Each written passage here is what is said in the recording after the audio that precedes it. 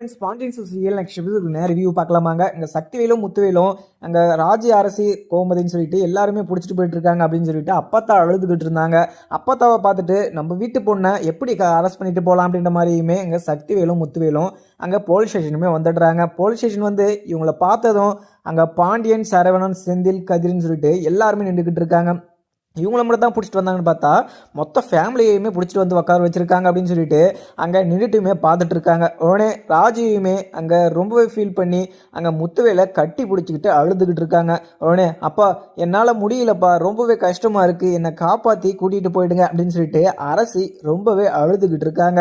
அதுக்கப்புறம் முத்துவேலும் பார்த்துக்கலாம் அரசி, ஃபீல் பண்ணாத, எதுக்கு அழுற, நான் தானே வந்துட்டேன்ல, எதுக்கு அழுதுகிட்டு இருக்க அப்படின்னு சொல்லிட்டு அங்கே முத்துவேலுமே சமாதானப்படுத்திக்கிட்டு இருக்காங்க. அதுக்கப்புறம் சக்திவேலும் இங்க இவங்க ஃபேமிலி எல்லாருமே பார்த்துட்டு அங்க ஃபீல் பண்ணி நின்றுகிட்டு இருக்காரு. உடனே இங்க கோமதியும் சக்திவேலை பார்த்துட்டு அழுதுகிட்டு, அண்ணன் என்னென்னா இது மாதிரி எங்கள் மேலே ஒரு பொய் கேஸை கொடுத்து எங்களை உள்ள தூக்கிட்டு வந்து வச்சுட்டாங்க, எங்களை காப்பாற்றுங்கண்ணே அப்படின்னு சொல்லிட்டு கோமதி அங்கே சக்திவேல் கிட்ட கேட்டுட்டு நின்றுக்கிட்டு இருக்காங்க. உடனே எங்க சக்திவேல் கோமதியை பார்த்ததும் கண் கலங்கி நின்றுக்கிட்டு இருக்காரு. அதுக்கப்புறம் குமார் அரசியை பார்த்து நின்றுக்கிட்டு இருக்காரு. அதுக்கப்புறம் என்ன இங்கே போலீஸுமே வந்து, யாருங்க நீங்கள், யாருங்க, என்ன என்ன எங்கே பேசிட்டு இருக்கீங்க, இங்கெல்லாம் பேசக்கூடாது, என்ன விஷயம் அப்படின்னு சொல்லிட்டு போலீஸுமே கூட்டிடுறாங்க. அதுக்கப்புறம் அவங்க முத்துவேலும் சக்திவேலும் போலீஸ்கிட்ட போயிட்டு, மேடம் இது மாதிரி தப்பெல்லாம் உங்கள் ஃபேமிலி பண்ணியிருக்க மாட்டாங்க, அங்கே பொண்ணு வீட்டில் இருந்து தான் ஏதோ பொய் சொல்லி இவங்க மேலே கேஸை கொடுத்துட்டாங்க, ஆனால் அவங்க நிறைய பொய் சொல்கிறாங்கன்னு சொல்லிட்டு அவங்க சொல்கிறதுலே உங்களுக்கே தெரியும், ஆனால் ஒரு அப்பாவி ஃபேமிலியை கூட்டிகிட்டு வந்து நீங்கள் உள்ளே வச்சுக்கிட்டு இருக்குது மிகப்பெரிய தப்பு மேடம், நீங்கள் நல்லா டீட்டெயிலாக விசாரிச்சுட்டு தான் இவங்களெல்லாம் கூட்டிகிட்டு வந்தீங்களா, என்ன காரணத்தில் கூட்டிகிட்டு வந்தீங்க, அவங்க சொன்ன ஒரே சாட்சினால நீங்கள் இப்போ இவங்களெல்லாம் கூட்டிகிட்டு வந்துட்டீங்க, இப்போ நீங்கள் அந்த பொண்ணை விசாரிச்சிங்களா அப்படின்ற மாதிரியுமே அங்கே முத்துவேல் சொல்கிறாரு. உடனே அதுக்கப்புறம் அந்த மேடம், நான் விசாரிக்கலாம் அப்படின்ற மாதிரி தான் சொன்னேன், ஆனால் அவங்க அம்மா அவங்க ரொம்பவே அழுதுகிட்டு அவங்களால எழ முடியாமல் வீட்லேயே உக்காந்துக்கிட்டு இருக்காங்க அப்படின்னு சொல்லிட்டு சமாளிச்சிட்டாங்க, அதனால் ஒரு கான்ஸ்டபிளை அங்கே வீட்டுக்கே அமுச்சிட்ருக்கேன் அப்படின்னு சொல்லிட்டு அங்கே முத்துவேல்கிட்ட அங்கே போலீஸுமே சொல்கிறாங்க. அதுக்கப்புறம் இங்கே முத்துவேலும், மேடம் நீங்கள் அவங்க ஃபேமிலி எது சொன்னாலுமே நம்பிடுவீங்களா, அவங்க ஃபேமிலி பார்த்தீங்கன்னா ஊரெல்லாம் கடன் வாங்கிட்டு அங்கே எல்லாருக்கிட்டையும் திருப்பி கொடுக்க முடியாமல் அங்கே உக்காந்துக்கிட்டு ஏமாற்றிக்கிட்டு தின்னுக்கிட்டு இருக்காங்க, அந்த ஃபேமிலி சொல்கிறதெல்லாம் நீங்கள் நம்பி எங்கள் வீட்டு ஃபேமிலியவே தூக்கிட்டு வந்து உள்ளே வச்சுருக்கீங்கன்னா நீங்கள் என்ன மேடம், நீங்கள் இது மாதிரிலாம் பண்ணுறது கொஞ்சம் கூட சரியில்லை மேடம், நீங்கள் நல்லா தீர விசாரிச்சு தானே இவங்களெல்லாம் கூட்டிகிட்டு வரணும், நீங்கள் போய்ட்டு ஃபஸ்ட்டு அந்த பொண்ணு கிட்ட வாக்குமூலம் வாங்குங்க, அந்த பொண்ணு எல்லார் மேலேயுமே கேஸ் கொடுத்துச்சுன்னா இவங்க இங்கே இருக்கட்டும், நான் எதுவுமே சொல்ல வரல, ஆனால் அந்த பொண்ணுக்கிட்ட கேட்காம நீங்கள் இவங்களெல்லாம் அரெஸ்ட் பண்ணிட்டு கூட்டிகிட்டு வந்ததெல்லாம் ரொம்ப தப்பு அப்படின்ற மாதிரியுமே அங்கே முத்துவேலும் சக்திவேலும் நின்றுக்கிட்டு இருக்காங்க. அதுக்கப்புறம் அங்கே போலீஸும், சார் அங்கே விசாரணைக்கு ஸ்டேட்மெண்ட்டை எடுக்கிறதுக்கு தான் போயிருக்காங்க, அங்கே அவங்க என்ன சொல்கிறாங்களோ அதுக்கு தகுந்த மாதிரி பண்ணிக்கலாம் சார் அப்படின்னு சொல்லிட்டு நீங்கள் கொஞ்ச நேரம் வெயிட் பண்ணுங்கள், அவங்க விசாரிக்கிறதுக்கு தானே போயிருக்காங்க, இன்னும் ஒரு 2 நிமிஷம் வந்துடுவாங்க, நீங்கள் கொஞ்சம் அங்கே வெயிலில் வெயிட் பண்ணுங்கள் அப்படின்னு சொல்லிட்டு அங்கே முத்துவேல்கிட்டையும் சக்திவேல்கிட்டையும் சொல்லிடுறாங்க. உடனே மேடம் நீங்கள் அவங்களெல்லாம் நம்பவே நம்பாதீங்க மேடம், காசு கொடுத்து கூட கரெக்ட் பண்ணுறாங்க, நீங்கள் டைரெக்டாக பார்த்தீங்கன்னா நேராக போயிட்டு அந்த பொண்ணுக்கிட்ட நீங்களே வாக்குமூலம் வாங்குங்க மேடம், ஏன்னா இவங்க சொல்கிறதெல்லாம் கொஞ்சம் கூட நம்பவே முடியாது மேடம், நீங்கள் அவங்க ஊரில் கூட போய் விசாரிச்சு பாருங்கள், இவங்க ஃபேமிலியை அவங்களே அந்த ஊராளங்க என்ன சொல்கிறாங்கன்னு சொல்லிட்டு நீங்கள் கேட்டிங்கன்னாவே அவங்கள பற்றி உங்களுக்கு முழுமையாக புரிஞ்சிடும். அவங்க ஏற்கனவே எங்கள் வீட்டில் அவங்க மாணிக்கம்ன்றவர் திருட வந்தார், ஒரு டைமு கையங்காலமாக மாட்டிக்கிட்டார், அவர் பாவம் அப்படின்னு சொல்லிட்டு நாங்கள் விட்டுட்டோம், ஆனால் இப்போ இவ்வளோ பெரிய வேலை செய்வாங்க அப்படின்னு சொல்லிட்டு தெரிஞ்சா அப்போவே உள்ள தூக்கி போட்டு விட்டுருப்போம் அப்படின்னு சொல்லிட்டு சக்திவேலுமே சொல்கிறாங்க. மேடம் அவங்க எங்கள் வீட்டில் திருட்டு வந்த வீடியோ கோயில் இருக்குது மேடம், நீங்கள் கொஞ்சம் அவங்கள மட்டும் பாருங்கள், அவங்க நிறைய திருட்டு பசங்க மேடம், அவங்களாம் சொல்கிறதெல்லாம் நீங்கள் நம்பிக்கிட்டு இருக்காதீங்க, நீங்கள் தீர விசாரிச்சுட்டு நீங்கள் கூடி சீக்கிரம் இவங்களை ரிலீஸ் பண்ணுங்கள் அப்படின்ற மாதிரியுமே அங்கே கோமதியும் எங்கள் தங்கச்சிங்கெல்லாம் அழுதுகிட்டு இருக்காங்க மேடம், ஒரு லேடிஸ்ன்னு கூட பார்க்காம நீங்கள் போலீஸ் ஸ்டேஷனில் கூட்டிகிட்டு வந்து வச்சுருக்கீங்களே, உங்களுக்கே கொஞ்சமாவது நீங்களும் லேடிஸ் தானே, அவங்கள பற்றி புரிஞ்சுக்க மாட்டாவா அப்படின்னு சொல்லிட்டு அங்கே சக்திவேலும் முத்துவேலும் கேட்டுக்கிட்டு இருக்காங்க. அதுக்கப்புறம் இங்கே வீட்டுக்குமே போயிட்டு மயில்கிட்ட போலீஸுமே விசாரிக்கிறாங்க. மயில் அங்கே தயங்கிக்கிட்டே நின்றுக்கிட்டு இருக்காங்க, போலீஸ் எதுக்காக வந்திருக்காங்க அப்படின்ற மாதிரி அவங்க நின்றுக்கிட்டு இருக்காங்க. உடனே இங்கே போலீஸையும் போயிட்டு, அம்மா என்னம்மா அங்கே பாண்டியன் குடும்பத்து ஃபேமிலி மேலேயே உங்கள் அம்மா கேஸ் கொடுத்துருக்காங்க, அதுவும் ஒருத்தர் இல்லாமல் மொத்த பேரும் இப்போ ஸ்டேஷனில் இருக்காங்க. நீங்கள் என்னம்மா சொல்கிறீங்க? அவங்க உங்ககிட்ட வரதட்சணை குடும்பம் பண்ணியிருக்காங்களா, உங்களை சித்திரவதம் பண்ணியிருக்காங்களா அப்படின்ற மாதிரியுமே போலீஸுமே விசாரிக்கிறாங்க. உடனே இங்கே முழிச்சுக்கிட்டே நின்றுக்கிட்டு இருக்க இங்கே மயிலுமே பார்த்துக்கிட்டு, சார் என்ன சார் சொல்லிக்கிட்டு இருக்கீங்க? அவங்களெல்லாம் அரெஸ்ட் பண்ணி இது இது ஜெயிலில் வச்சுக்கிட்டு இருக்கீங்களா? சார் எதுக்காக அவங்களெல்லாம் அரெஸ்ட் பண்ணீங்க? நான் உங்ககிட்ட கேஸ் கொடுத்தேனா அப்படின்ற மாதிரியுமே கேட்குறாங்க. உடனே இங்கே கேட்டதும் இங்கே போலீஸுமே ரொம்பவே அதிர்ச்சியாக தான் நின்றுக்கிட்டு இருக்காங்க. என்ன மேடம் சொல்லிகிட்டு இருக்கீங்க? உங்கள் அம்மாவும் உங்கள் அப்பாவும் அவங்க மேலெல்லாம் கேஸ் கொடுத்துருக்காங்க, எல்லாருமே பார்த்தீங்கன்னா குற்றவாளின்னு சொல்லிட்டு கேஸ் கொடுத்ததுனால தான் அவங்கள அரெஸ்ட் பண்ணிட்டு போயிட்டு நாங்கள் வச்சுருக்கோம். உங்ககிட்ட ஸ்டேட்மெண்ட் வாங்கிட்டு சொன்னாங்க, அதனால் வந்திருக்கோம். நீங்கள் என்னம்மா சொல்கிறீங்க? அவங்க உங்ககிட்ட வரதட்சணை குடும்பம் பண்ணியிருக்காங்களா அப்படின்ற மாதிரியுமே போலீஸுமே கேட்குறாங்க. அங்கே தயங்கிக்கிட்டே நின்றுக்கிட்டு இருக்க இங்கே மயிலுமே அதுக்கப்புறம் போலீஸும் இவங்கக்கிட்ட பேசி இங்கே பிரயோஜனமே கிடையாது அப்படின்னு சொல்லிட்டு அங்கே மயிலவே போலீஸ் ஸ்டேஷனுமே கூட்டிகிட்டு போய்ட்றாங்க. உடனே இங்கே மயிலை பார்த்ததும் இங்கே எல்லாருமே ரொம்பவே அதிர்ச்சியாகவும் பார்த்துக்கிட்டு இருக்க. அதுக்கப்புறம் சக்திவேலும் முத்துவேலும் போயிட்டு, என்னம்மா மயில், நீ சும்மா தான் அவங்க அம்மா சொல்லிக்கிட்டு இருக்காங்க கேஸ் கொடுக்குறேன் அப்படின்னு சொல்லிட்டு பார்த்தா எல்லாம் மொத்த ஃபேமிலியவே தூக்கிட்டு வந்து உள்ளே வச்சுருக்கீங்க. உங்களுக்கு கொஞ்சமாக அது மனசாட்சி இருக்கா? அவங்க எந்த தப்பு பண்ணியிருப்பாங்கன்னு சொல்லிட்டு உங்களுக்கு தெரியுமா? நீங்கள் என்னென்ன பொய் சொல்லிட்டு அந்த குடும்பத்தில் நீங்கள் போனீங்கன்னு எனக்கு தெரியாது. ஆனால் அந்த குடும்பத்தில் போயிட்டு நீங்கள் சந்தோஷமாக தான் வாழ்ந்துக்கிட்டு இருந்தீங்க. ஆனால் சந்தோஷமாக இருந்த வீட்டவே இப்போ போலீஸ் ஸ்டேஷன் வரை கூட்டிட்டு வந்திருக்குன்னா நீ எல்லாம் நான் ஒரு நல்ல பொண்ணம்மா, நீ ஒரு மாமியாருக்கு செஞ்ச இது மிகப்பெரிய ஒரு தப்பாகுமா?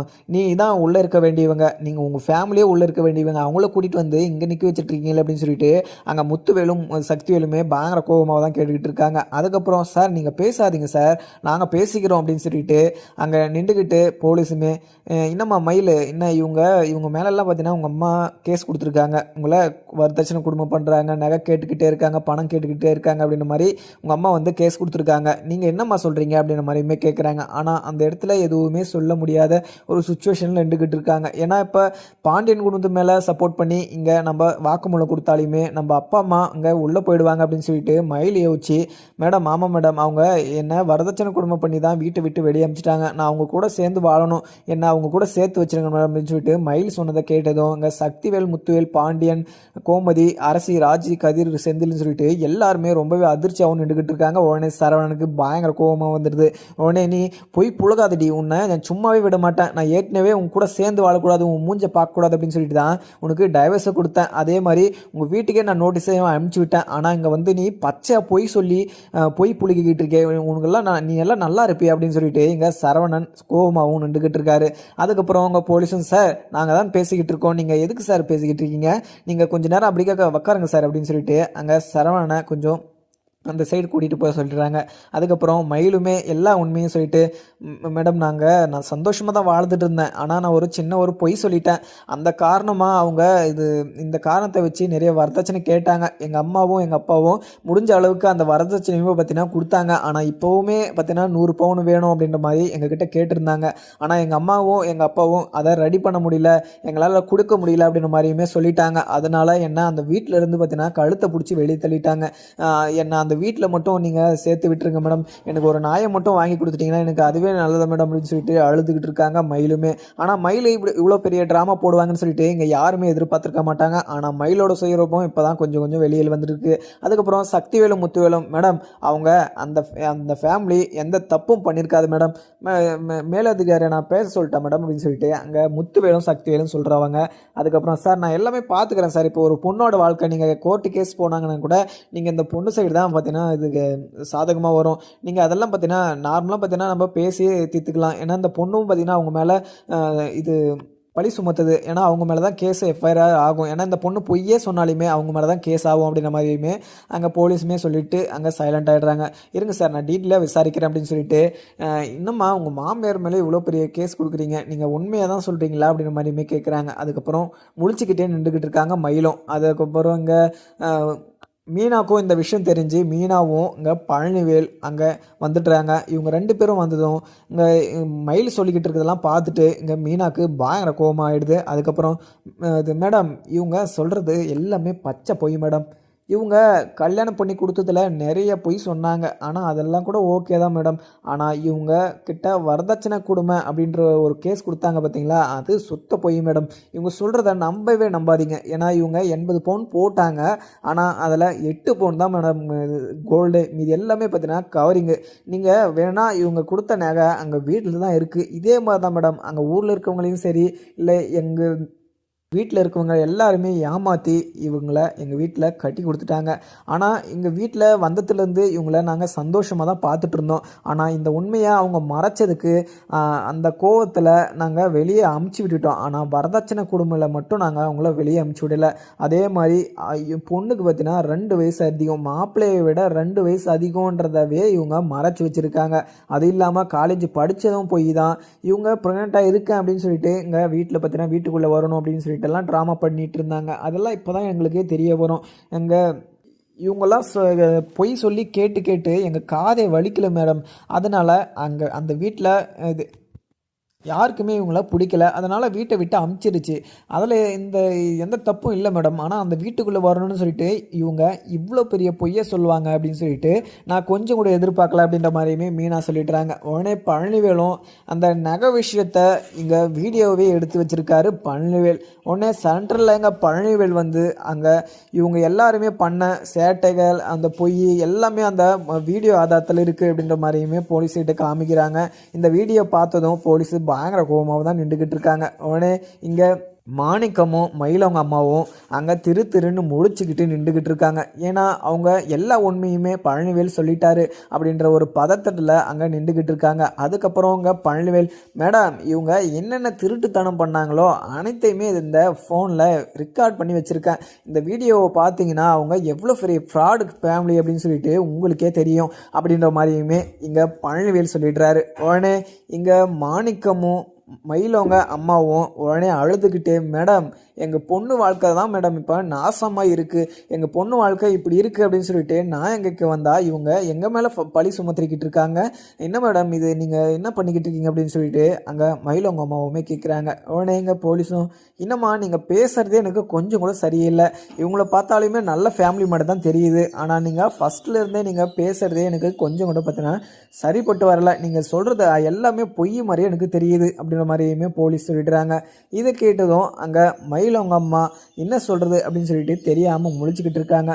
மேடம் எங்கள் பொண்ணு தற்கொலைக்கெல்லாம் முயற்சி பண்ணிச்சு, நாங்கள் ஏதோ அவளை சமாதானப்படுத்தி அந்த வீட்டுக்குள்ளே அமுச்சு விடும், எங்கள் போலீஸ் ஸ்டேஷன் போனால் அங்கேயானா நியாயம் கிடைக்குமா அப்படின்னு சொல்லிட்டு தான் மேடம் வந்தோம். ஆனால் நீங்கள் இப்படியெல்லாம் பேசுகிறத பார்த்தா எங்களுக்கு நியாயமே கிடைக்கிறது போல், எங்கள் பொண்ணோட வாழ்க்கை நாசமாக போட்டோன்னு சொல்லிட்டு நீங்கள் நினைக்கிறீங்கன்னு நினைக்கிறேன். இதுக்கு மேலே இங்கே இருந்து எந்த பிரயோஜனமும் இல்லை, நாங்கள் 3 பேரும் போயிட்டு எங்கேனா ஒன்று தற்கொலை பண்ணி நாங்கள் செத்துடுறோம் அப்படின்ற மாதிரியுமே அங்கே மயிலவங்க அம்மா சொல்கிறாங்க. உடனே மாணிக்கமும், ஆமாங்க மேடம் நீங்கள் எங்களுக்கு ஒரு நல்ல ஒரு நியாயத்தை வாங்கி கொடுக்கலனா நாங்கள் இங்கே உயிரோடு இருக்க மாட்டோம், நாங்கள் இங்கே பார்த்தீங்கன்னா அது மண்ணெண்ணெய் ஊற்றிக்கிட்டு எரிச்சிப்போம் அப்படின்ற மாதிரியுமே அங்கே மாணிக்கம் ரீல் விட்டுக்கிட்டு இருக்காரு. இவங்க சொல்கிறதெல்லாம் கேட்க கேட்க அங்கே பாண்டியன் ஃபேமிலிக்கும் இங்கே முத்துவேல் சக்திவேலுக்கும் பயங்கர கோபமாக தான் ஆயிடுது.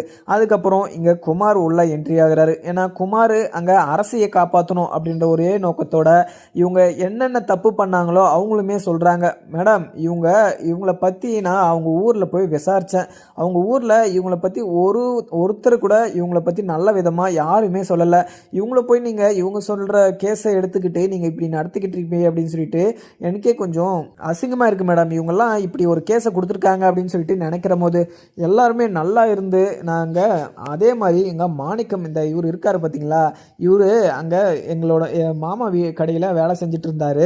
அந்த கடையிலே காசு திருடிக்கிட்டு அந்த கடையிலே பொருளெல்லாம் எடுத்து சாப்பிட்டுக்கிட்டு வீட்டுக்கு எடுத்துகிட்டு போயிட்டு அந்த மல்லிகை சாமானை திருடி வீட்டில் வச்சுக்கிட்டு இதே மாதிரி வேலையெல்லாம் பண்ணிக்கிட்டு இருந்தார்.